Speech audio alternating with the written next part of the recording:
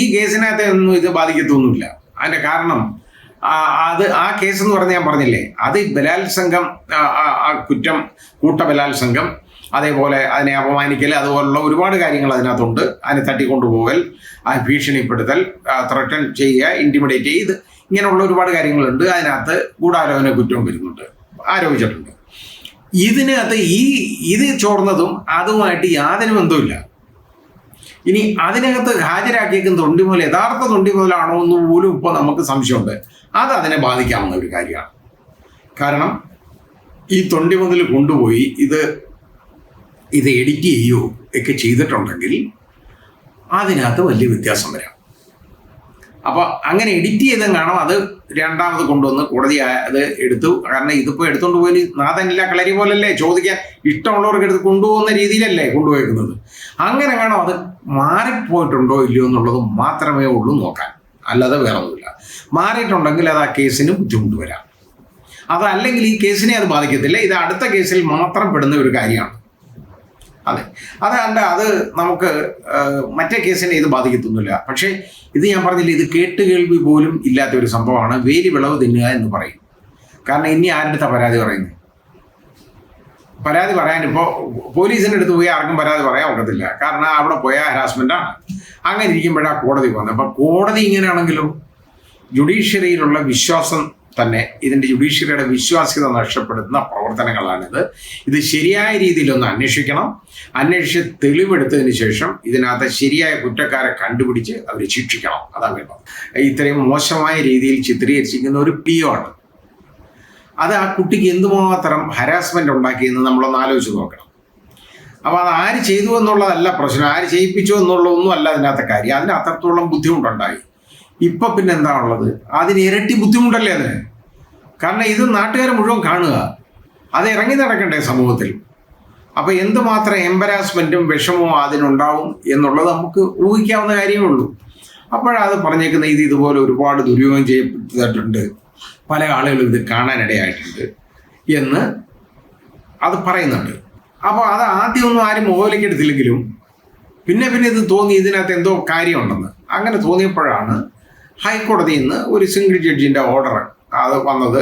കാരണം ഇതിനകത്തൊരു എൻക്വയറി, അന്വേഷണം, ഇത് ആരെങ്കിലും കണ്ടിട്ടുണ്ടോ എന്ന് അന്വേഷിക്കണം, ഇത് കോപ്പി ചെയ്തിട്ടുണ്ടോ, പുറത്തു പോയിട്ടുണ്ടോ എന്നുള്ളതിനെ കുറിച്ച് അന്വേഷിക്കണം, ആ അന്വേഷണത്തിന് ഒരു റിപ്പോർട്ട് അന്വേഷിച്ച് പെട്ടെന്ന് ഹാജരാക്കണം എന്ന് പറഞ്ഞു ഒരു ഡയറക്ഷൻ ഇവിടുത്തെ ഈ കേസ് ഡീൽ ചെയ്തുകൊണ്ടിരിക്കുന്ന എറണാകുളം സെഷൻ ജഡ്ജിന് കൊടുക്കുന്നു. എറണാകുളം സെഷൻ ജഡ്ജി ഞാൻ മനസ്സിലാക്കിയത് ഒരു എൻക്വയറി നടത്തി. ആ എൻക്വയറി നടത്തിയിട്ട് അത് മാത്രമല്ല ഹൈക്കോടതി പെർമിറ്റ് ചെയ്തിരുന്നു, വേണമെങ്കിൽ ഇൻവെസ്റ്റിഗേറ്റിംഗ് ഏജൻസിയുടെ ഓഫീസേഴ്സിൻ്റെ സഹായം തേടാമെന്ന് പറഞ്ഞിരുന്നു എൻക്വയറിക്ക്. അതൊന്നും തേടിക്കണ്ടില്ല. മാത്രമല്ല ഇതിനകത്തുള്ള വലിയൊരു പ്രത്യേകത ഞാൻ മനസ്സിലാക്കിയത്, ഈ അതിജീവിതയെ ഇതിനകത്ത് അതിൻ്റെ മൊഴി എടുത്തിട്ടില്ല. അതെടുക്കേണ്ട, എൻക്വയറിക്കകത്ത് അത് ഉറപ്പായിട്ട് എടുക്കേണ്ട. മറ്റേ കേസെന്ന് പറയുന്നതും ഇതുമായിട്ടൊരു ബന്ധമില്ല.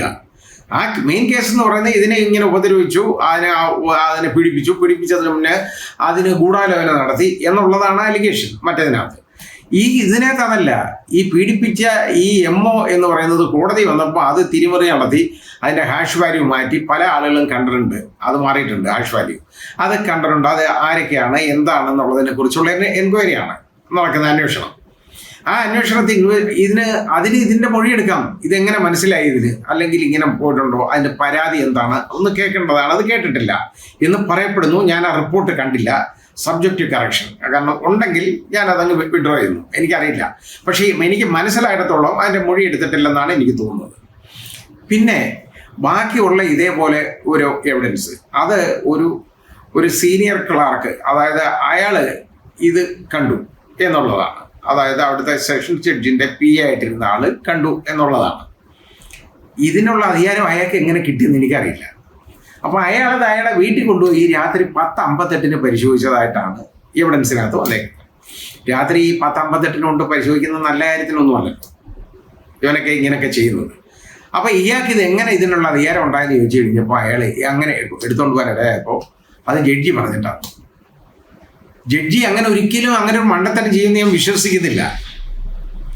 ആ ഒരു കാരണവശാലും അങ്ങനെ ചെയ്യും എന്ന് ഞാൻ വിശ്വസിക്കുന്നില്ല. ജഡ്ജിമാർക്ക് അങ്ങനെ ചെയ്യാനുള്ള ഒരു ധാരണ ഒരിക്കലും വരികയില്ല, കിട്ടത്തില്ല. അവരാരും ചെയ്യുകയല്ല അത് സാധാരണഗതിയിൽ. അത് കോമൺ സെൻസിന് അഗൻസ്റ്റ് ആണ് ഒരു ജഡ്ജി ഇത് ചെയ്തെന്ന് പറയുന്നത്. കാരണം ജഡ്ജി ഇത് ഈ തൊണ്ടി സാധനം എടുത്ത് വീട്ടിൽ കൊണ്ടുപോകാൻ ആ ക്ലാർക്കിൻ്റെ അടുത്ത് പറഞ്ഞു, അയാളുടെ PA എടുത്ത് പറഞ്ഞു എന്ന് പറയുന്നത് ഒരിക്കലും നമുക്ക് വിശ്വസിക്കാൻ ഒക്കെയല്ല. ഇത് എന്താണെന്നറിയാം, ഇത് ക്രോസ് ചെക്ക് ചെയ്തിട്ടില്ല. യവൻ ഇങ്ങനെ പറഞ്ഞ് തടി വരും, അത് ജഡ്ജി പറഞ്ഞിട്ട് ഞാൻ എടുത്തുകൊണ്ട് പോയതാണ്. അതെങ്ങനെ കണ്ടു? അത് മൊബൈൽ ഇട്ടുകൊണ്ടോ, ആ മൊബൈൽ എവിടെ? അത് കളഞ്ഞു. മോണ്ടി ക്രിസ്റ്റോയുടെ മോനാന്ന് എനിക്ക് തോന്നുന്നു. കാരണം അത്രയും പണം അല്ലെ മൊബൈൽ, ഒരു ക്ലാർക്കിൻ്റെ മൊബൈൽ കളഞ്ഞു പോയി. കൂളായിട്ട് പറയാം മൊബൈൽ കളഞ്ഞു എന്ന്. കാരണം ആ തൊണ്ടി അത് കളഞ്ഞാൽ തന്നെ യഥാർത്ഥത്തിൽ എവിഡൻസ് സപ്രസ് ചെയ്യാണ്, screening the offender from legal punishment എന്നുള്ള രീതിയിൽ 201 പർവ്യൂവിൽ വരും, ഒഫൻസ് വരും IPC. അപ്പം ഇത് നമുക്ക് തിരിച്ചറിയേണ്ട കാര്യം. ഇതിനകത്ത് വേണ്ട അതുപോലും, അതായത് പറഞ്ഞേക്കാണ് ജഡ്ജി പറഞ്ഞതെന്ന്. ഒരിക്കലും അദ്ദേഹം പറയുമെന്ന് ഞാൻ വിശ്വസിക്കുന്നില്ല. ജഡ്ജി ഒരിക്കലും അത്രയും മണ്ടത്തരം ആരും കാണിക്കുന്നില്ല. ഒരു ക്ലാർക്കിൻ്റെ അടുത്ത് ഈ സാധനം എടുത്ത് വീട്ടിൽ കൊണ്ടുപോയി ഇഷ്ടം പോലെ കണ്ട് നീ വീട്ടുകാരെയൊക്കെ കാണിച്ചിട്ട് വാ എന്നും പറഞ്ഞ് കൊടുത്തയക്കുമെന്ന് ഞാൻ വിശ്വസിക്കുന്നില്ല. ഇനി അങ്ങനെ പറഞ്ഞോ ഇല്ലയോ എന്നുള്ളത് അദ്ദേഹത്തിനോട് ചോദിച്ചു മനസ്സിലാക്കേണ്ട കാര്യമാണ്. ഒരു ജഡ്ജിക്കെതിരെ ഇതുപോലുള്ള ഒരു ആരോപണം വരുമ്പോൾ ആ ജഡ്ജിക്ക് വെറുതെ ചുമ്മാതെ കാടടച്ച് വെടിവെക്കുന്ന കാര്യം അത് ജഡ്ജി പറഞ്ഞിട്ടാണ് എന്നങ്ങ് വിശ്വസിക്കുക. അതാണ് ഇവിടെ ഇൻവെസ്റ്റിഗേറ്റിംഗ് ഓഫീസർ, ഇവിടുത്തെ എൻക്വയറി ഓഫീസർ ചെയ്തേക്കുന്നത്. അങ്ങനെ അങ്ങ് വിശ്വസിക്കാൻ പറ്റുമോ? ഇങ്ങനെ ഒരുത്തം പറഞ്ഞെന്ന് പറഞ്ഞാൽ ഒരു പൊട്ടൻ ഒരു കാര്യം പറഞ്ഞു കഴിഞ്ഞാൽ അത് ആ ജഡ്ജി എടുത്ത് പോയി ചോദിക്കേണ്ട, ഇങ്ങനെ ഇയാളൊരു മൊഴി തന്നേക്കുന്നത് സാറേ, ഇങ്ങനെ എന്താ സത്യം എന്ന് ചോദിക്കണം. ആ ചോദിക്കാനുള്ള മര്യാദ പോലും കാണിക്കാതെ, അതിന് പോലും ഒന്നും ഇടപെടാതെ ഇനി അന്നേരം ചോദിക്കും അത് ഹൈക്കോടതി ജഡ്ജി, ഇപ്പം അദ്ദേഹം ഹൈക്കോടതി ജഡ്ജിയാണ്, ഹൈക്കോടതി ജഡ്ജി എങ്ങനെ ക്വസ്റ്റ്യൻ ചെയ്യും എന്ന്. ക്വസ്റ്റ്യൻ ചെയ്യല്ല, അദ്ദേഹത്തിൻ്റെ ഒരു സ്റ്റേറ്റ്മെൻറ്റ് റെക്കോർഡ് ചെയ്യുകയാണ്. അതിൻ്റെ പെർമിഷൻ എടുക്കണം, അത് അദ്ദേഹത്തിൻ്റെ അടുത്ത് തന്നെ പെർമിഷൻ എടുക്കണം. ഇങ്ങനെ അങ്ങയെക്കുറിച്ച് ഇങ്ങനെ പറഞ്ഞേക്കുന്നു. അപ്പോൾ അത് പറഞ്ഞില്ലെങ്കിൽ, ഒരു എക്സ്പ്ലെയിൻ ചെയ്തില്ലെങ്കിൽ അത് മോശമായി, ജുഡീഷ്യറിയുടെ പ്രതിച്ഛായയ്ക്ക് മോശമാവും എന്ന് പറഞ്ഞാൽ ജഡ്ജിനെ അത് ചെയ്യാവുന്നതേ ഉള്ളൂ. ഏത് ജഡ്ജിയാണെന്നെങ്കിലും ചെയ്യും. ഞാനാണെങ്കിൽ അന്നേരം കൊടുക്കും മൊഴി, ഇതിൻ്റെ എന്താ സംഭവം എന്ന് കാര്യം ഉള്ള കാര്യം കുറഞ്ഞു കൊടുക്കും. ഇത് പറഞ്ഞിട്ടുണ്ടെങ്കിൽ പറഞ്ഞിട്ടുണ്ട്, ഇല്ലെങ്കിൽ ഇല്ല, അത്രയല്ലേ ഉള്ളൂ. ഒരു കാരണവശാലും പറഞ്ഞെന്ന് ഞാൻ വിശ്വസിക്കുന്നില്ല.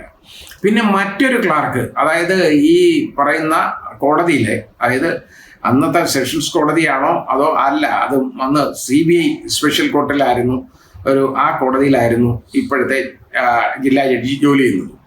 അപ്പോൾ ആ കോടതിയിലായിരുന്നു ആദ്യം ആ കേസ്. CBI 3-ാം കോടതിയിലായിരുന്നു, മറ്റോ ആയിരുന്നു.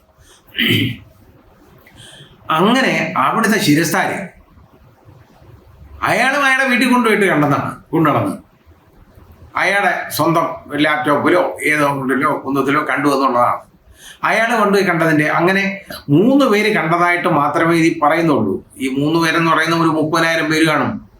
കാര്യം ഇപ്പോൾ ഞാൻ പറയുന്ന ഒന്ന് മജിസ്ട്രേറ്റ് എങ്ങനെ കാണാനിടയായി, എന്തിനു വീട്ടിൽ കൊണ്ടുപോയെന്ന് ചോദിച്ചു കഴിഞ്ഞാൽ ശരിയായ ഒരു റീസൺ അതിന് പറയണ്ടേ, ശരിയായ ഒരു റീസൺ വേണം.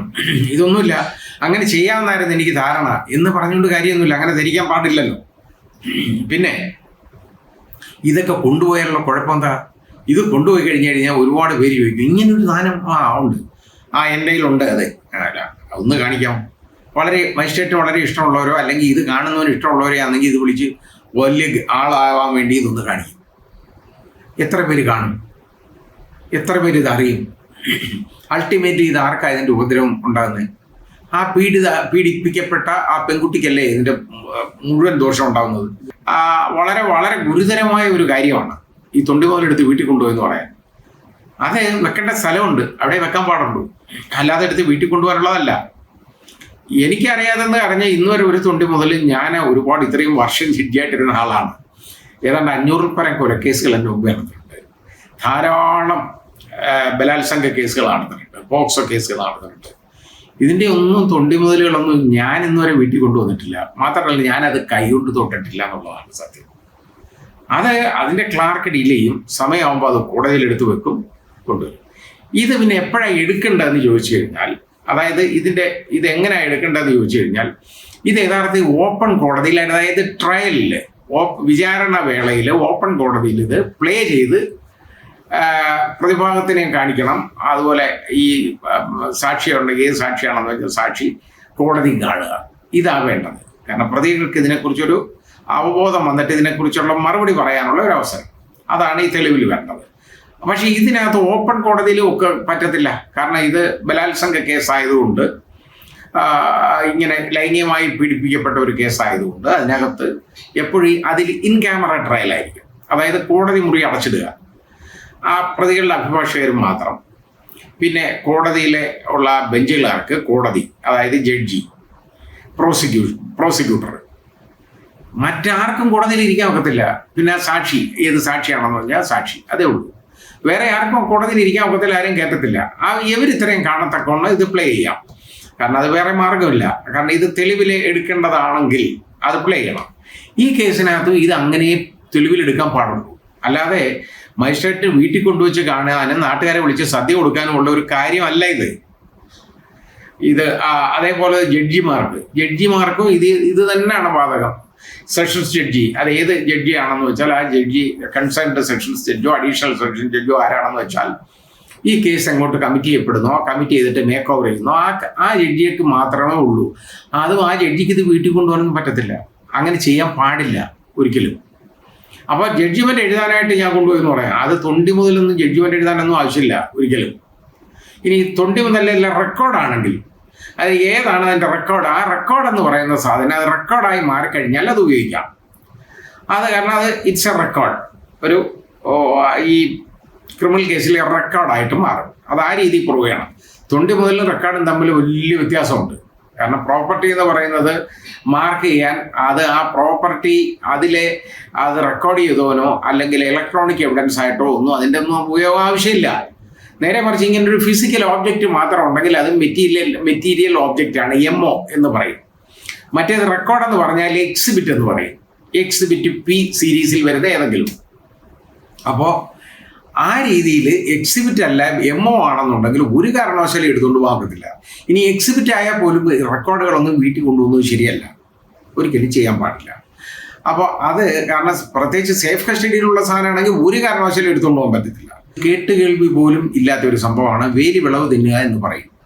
കാരണം ഇനി ആരുടെ പരാതി പറയുന്നത്? പരാതി പറയാനിപ്പോൾ പോലീസിൻ്റെ അടുത്ത് പോയി ആർക്കും പരാതി പറയാൻ ഒക്കത്തില്ല. കാരണം അവിടെ പോയ ഹരാസ്മെൻ്റാണ്. അങ്ങനെ ഇരിക്കുമ്പോഴാണ് കോടതി പോകുന്നത്. അപ്പം കോടതി ഇങ്ങനെയാണെങ്കിലും ജുഡീഷ്യറിയിലുള്ള വിശ്വാസം തന്നെ, ഇതിൻ്റെ ജുഡീഷ്യറിയുടെ വിശ്വാസ്യത നഷ്ടപ്പെടുത്തുന്ന പ്രവർത്തനങ്ങളാണിത്. ഇത് ശരിയായ രീതിയിലൊന്ന് അന്വേഷിക്കണം. അന്വേഷിച്ച് തെളിവെടുത്തതിന് ശേഷം ഇതിനകത്ത് ശരിയായ കുറ്റക്കാരെ കണ്ടുപിടിച്ച് അവർ ശിക്ഷിക്കണം. അതാണ് വേണ്ടത്.